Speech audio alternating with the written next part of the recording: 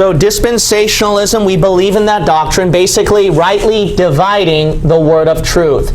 So in other words, you got to make sure that the verses you're reading, that you don't wrongly apply it to yourself. You got to make sure the right person, right time period. Now, how we know Christian doctrine, if you want to know which doctrine is right and wrong, what's our doctrine, you got to think about this, okay? Who do you think is the most clear? The most clear. If you want to find your doctrines, you want to go by the most clear evidence. So who's the most clear evidence of writing for Christian doctrine definitely? Who do you think's the best one? It would be Paul. So if you want to get Christian doctrine, don't run to the Old Testament, don't run to James, don't even run to what Jesus said in Matthew 19 and other stuff. You got to realize that their ministries were different. I showed you that the ministries of the apostles, Jesus, and then the Old Testament especially, they were at different time periods, different groups of people they were ministering to. But the Apostle Paul, his ministry, his time period, was definitely for Christians.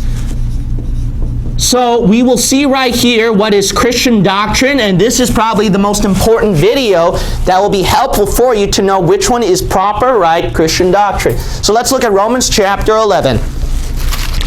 How many of you heard salvation by faith alone, not by works? We all believe in that. How many of you heard salvation by faith alone, but this faith alone, this grace alone is guaranteed, where you have to do these works, and if you remain a wicked Christian, you are not really saved. So you are not really saved by faith, really saved by grace. What are you talking about? So you're saying that works have to contribute to keep that grace going? This is one of the best verses to use. Look at Romans chapter 11, verse 6. The Bible says, "And if by grace, then is it no more of works. Otherwise, grace is no more grace. But if it be of works, then is it no more grace. Otherwise, work is no more work." Do you know what that verse says? Salvation by grace is what? Salvation by grace. And works is what? Works. Can you put grace and works together? Yes or no? No. That verse is definitely clear. You can't put these two together. You know why? If you insist that this will have to be with this, you automatically cancel this out. That's what Paul said. Paul says you automatically cancel out salvation by grace if you put this guy in with that. And if you insist this guy is included in any way, you cancel this guy out. And if you insist in this, no matter what, you know what you automatically cancel out? What did Paul say? What do you automatically cancel out? This guy. Otherwise, you even get rid of the meaning of works. Didn't you know that? If you insist the works are included with salvation by grace, you know what you're doing? You're even getting rid of the meaning of works. Works and grace are totally distinct, different issues. A great verse, salvation by faith alone, not by works. Let's also look at the book of Galatians. The book of Galatians.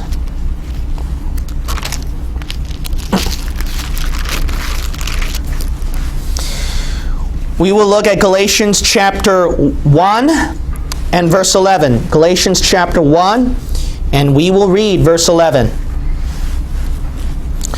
Notice that Paul's ministry, his training, now this is important to understand about Paul.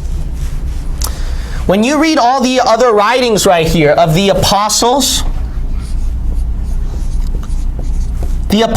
who were they brought up under? Who were they raised up under for years? Jesus' ministry. And Jesus' ministry was what? Primarily Jewish. And he included a lot of tribulation theme.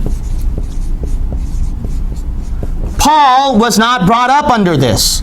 Paul was a separate ministry. Look at Galatians chapter 1.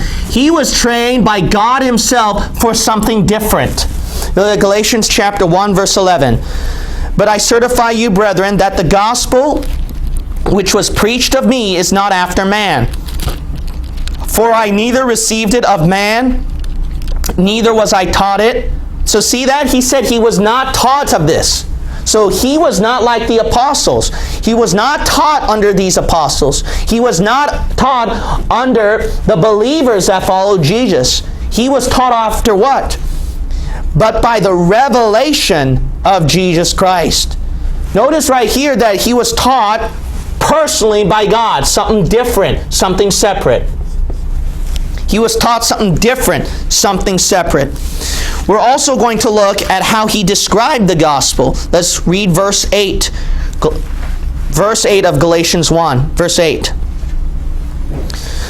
But though we or an angel of heaven preach any other gospel unto you than that which we have preached unto you, let him be what? Accursed. Paul said, the gospel that I preach to you, if something else is preached to you that contradicts, that's accursed. So you notice that Paul's preaching of the gospel, his preaching and teachings is going to be distinct. It's different. But let's also look at 1 Corinthians 15. 1 Corinthians chapter 15. 1 Corinthians chapter 15. That's why we call it Paul's gospel. He even said one time, do you know what he also said one time?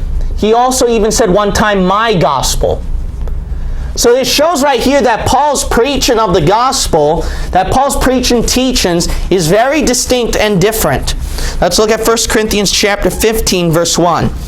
Moreover, brethren, I declare unto you the gospel which I preached unto you, which also ye have received, and wherein ye stand. So Paul's saying the gospel that I preached to you. Verse 2, by which also ye are saved. See that? So, your Christian salvation. Let's also look at several more passages. Look at Galatians chapter 2. Galatians chapter 2. Now, when we turn to Galatians 2, here's an interesting question. All right? Here's an interesting question. I want you to go to Galatians 2 and then also 2 Thessalonians 2. Galatians 2 and 2 Thessalonians chapter 2. Here's something that's very interesting that also shows the distinction.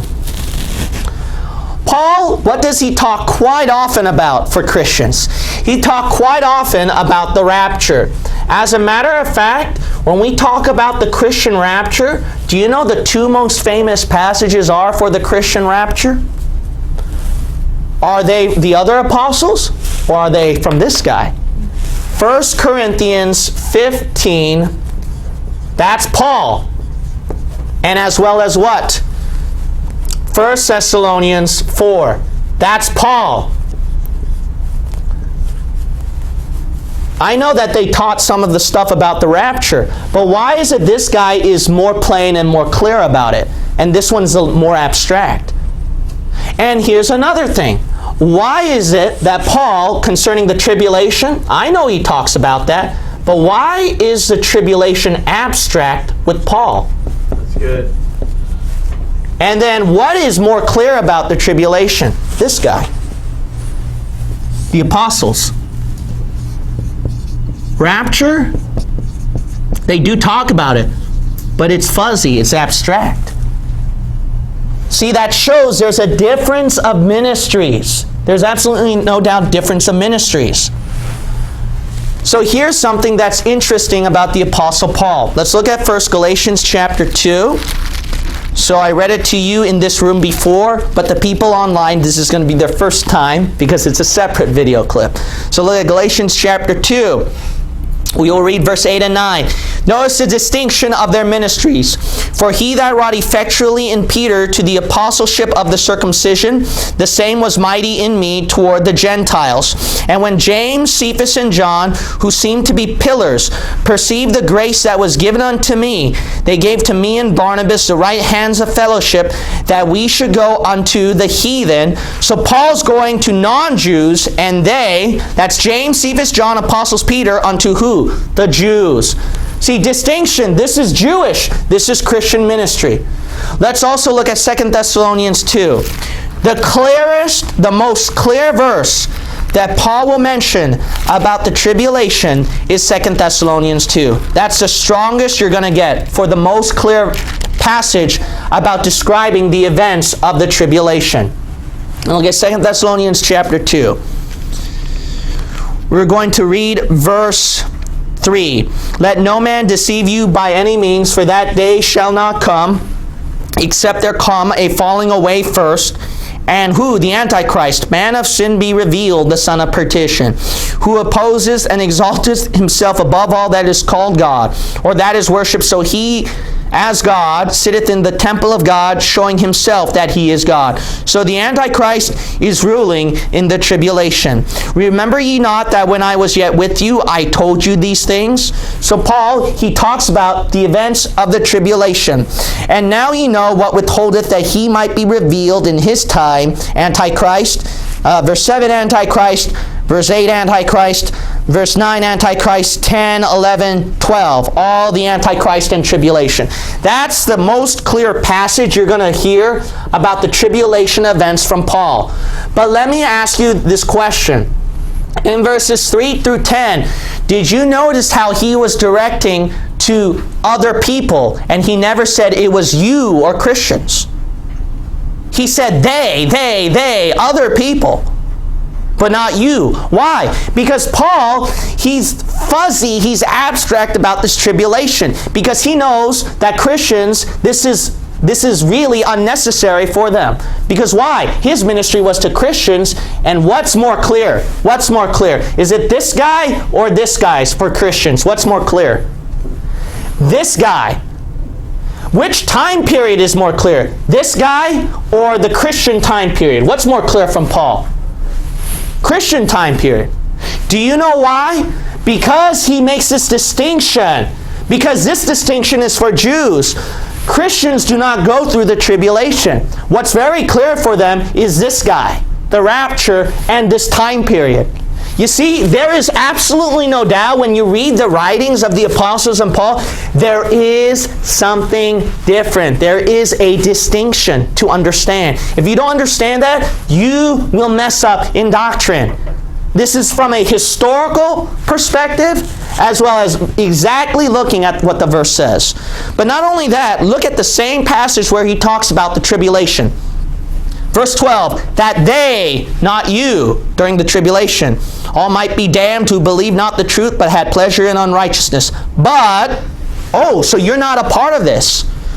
We, Christians, do you see 13, 14, 15, 16, 17, about us, about you, tribulation event? Do you see that anywhere? No. You don't see that anywhere. He puts the tribulation event to they, to others. But to you and to us and we, he doesn't put tribulation event in there. Look at this. We are bound to give thanks always to God for you, brethren, beloved of the Lord, because God hath from the beginning chosen you of salvation through sanctification of the Spirit and belief of the truth, whereunto he called you by our gospel. So now Paul really says our gospel, to the obtaining of what? The glory of our Lord Jesus Christ. Notice Paul says that it's not for you. You're different from those people at the tribulation. Because you know why? We are called to glory. That's why. Look at the book of Colossians. Look at the book of Colossians. Oh, bummer. All right, I'll just post it online. That's it. Anyways, so what we're going to find out right here is that Paul, you know that his ministry is very, very different compared to other time periods, and it's not applicable to Jews. I'm going to post a verse later on, but in the verse you will find out that the Christians were not called to go through the tribulation. We are called to glory. God will call you up to glory one day. Amen. And the tribulation event is not for you. Salvation by works, faith and works is not for you. Jewish themes are not for you. All of us is what? We are a distinct, definite, separate ministry. And people who tell you otherwise will teach you heresy.